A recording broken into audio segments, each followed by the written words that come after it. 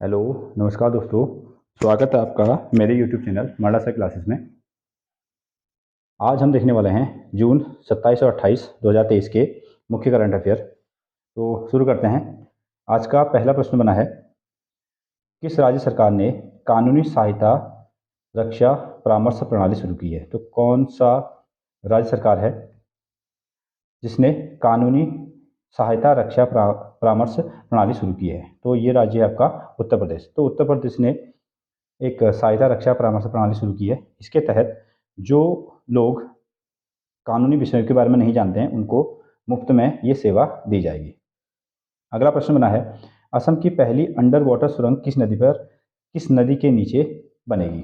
तो असम की वो कौन सी नदी है जिसके नीचे अंडर वाटर सुरंग एक बनाया जाना है?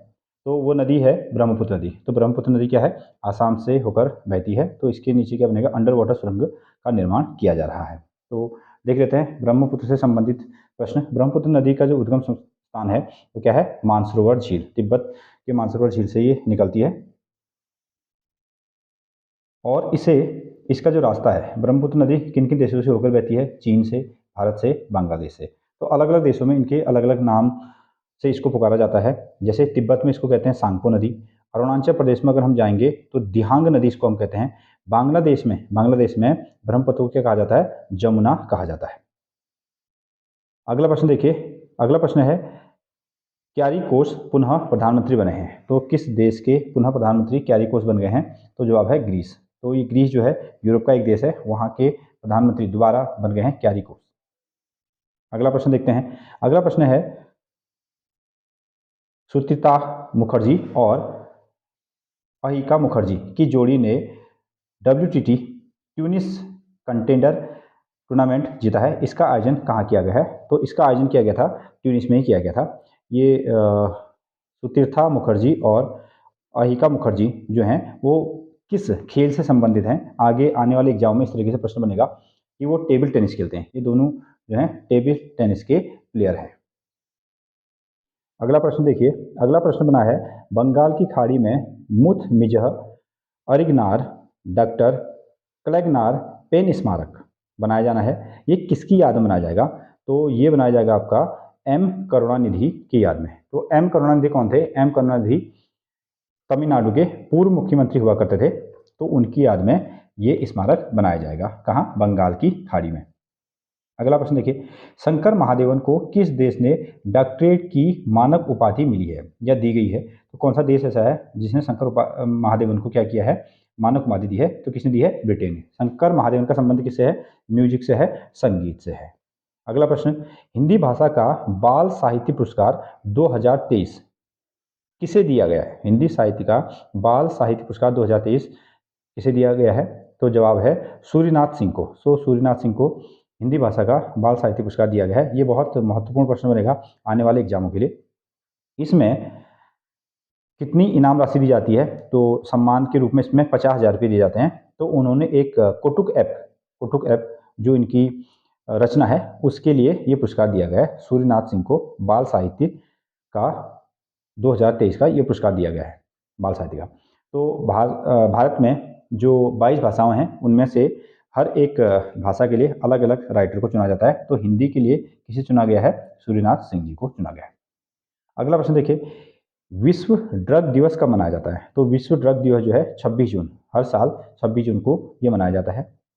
तो इस साल जो है इसकी क्या थीम रखी गई है? तो 2023 में इसकी थीम है, लोग पहले कलंक और भेदभाव रोकें, रोकथाम को मजबूत करें। रोकें और रोकथाम को मजबूत करें। तो ये इसकी क्या है? थीम है, लोग पहले कलंक और भेदभाव रोकें, रोकथाम को मजबूत करें। मतलब नशे से एक तरीके से दूर रहने के लिए इसमें जागरूकता की जाती है। अगला प्रश्न है, किस संस्थान ने क्लाउड सीडिंग का परीक्षण किया है? क्लाउड सीडिंग का परीक्षण किया है? तो जवाब है IIT कानपुर, IIT कानपुर। अब ये जो क्लाउड सीडिंग है ना, ये क्या है? क्लाउड सीडिंग एक तरीके से आर्टिफिशियल वर्षा कराने का एक मेथड है। आर्टिफिशियल बारिश कराने की एक विधि है जो चाइना में बहुत प्रचलित है। तो यहाँ पर को जो IIT कानपुर के जो विद्यार्थी हैं उन्होंने भी क्या किया है? क्लाउड सीडिंग परीक्षण किया है और इसमें सफलता पाई है। आज का अगला प्रश्न बना है, किस कंपनी को वर्ष 2023-24 का सबसे पसंदीदा कार्यस्थल का खिताब मिला है? तो कौन सा एक कंपनी है, कौन सी कंपनी है जहां पर लोग काम करना पसंद करते हैं? तो जवाब है एनटीपीसी। तो एनटीपीसी का फुल फॉर्म क्या है? National thermal power corporation limited. National thermal power corporation limited इसका फुल फॉर्म होता है। और ये क्या है? ये एक बिजली उत्पादित करने वाली कंपनी है। वर्ष 1975 में इसकी स्थापना की गई थी। तो इसे 2023-24 का सबसे पसंदीदा कार्यस्थल चुना गया है या उसका अवार्ड दिया गया है।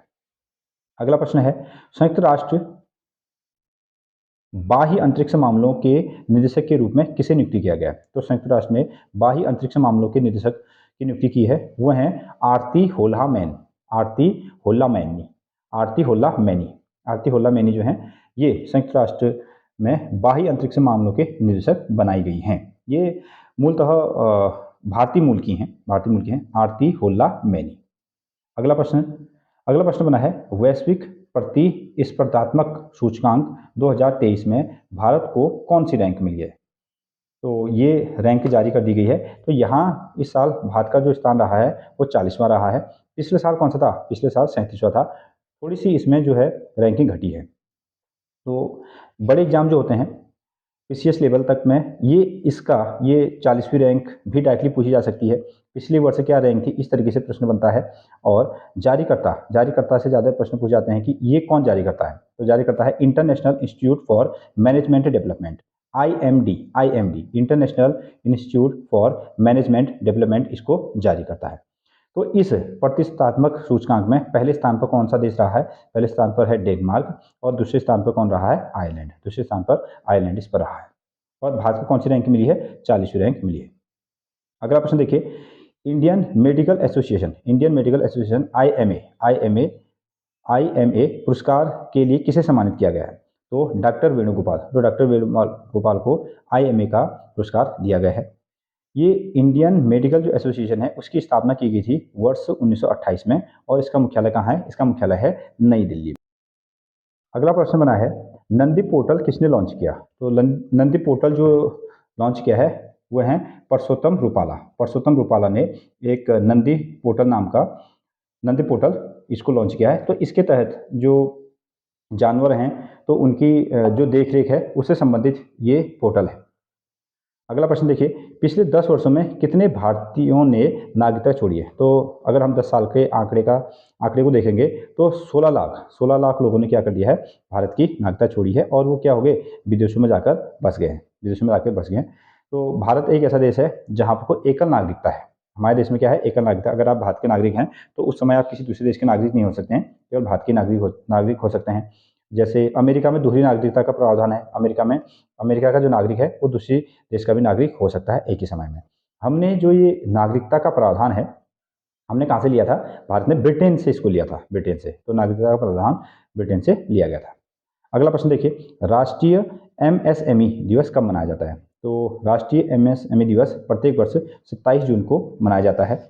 एमएसएमई का फुल फॉर्म भी पूछा जा सकता है। ये है ministry of micro small and medium enterprises. Ministry of micro small and medium enterprises इसका फुल फॉर्म होता है।